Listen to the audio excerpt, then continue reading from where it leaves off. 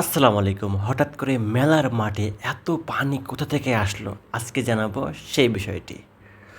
কিছুদিন আগে এখানে দেখেছেন বিশাল বড় এক মেলা ছিল। নাগরদোলনা সহ অন্যান্য খেলার আইটেম, মেয়েদের কসমেটিক্স, খাবার, ফুড এভরিথিং অনেক কিছু ছিল এখানে। এখানে একটা সময় মানুষে ভরপুর ছিল। আজকে দেখেন পরিপূর্ণ বৃষ্টির পানিতে একবারে একদম ভিজে গেছে, একদম ডুবে গেছে এক কথায়। এই মাঠে অনেক খেলাধুলাও করতাম একসময় আমরা। এটা আদৌ কী কারণে এই পানিতে এখানে পানি জমেছে তা এখন জানাবো আপনাদেরকে।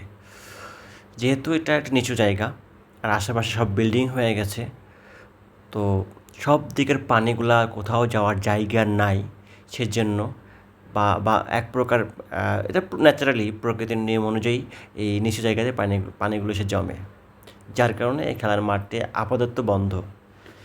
যতক্ষণ পর্যন্ত পানি না শুকাবে অথবা এটা সেচ না করবে ততক্ষণ পর্যন্ত এরকমই থাকবে।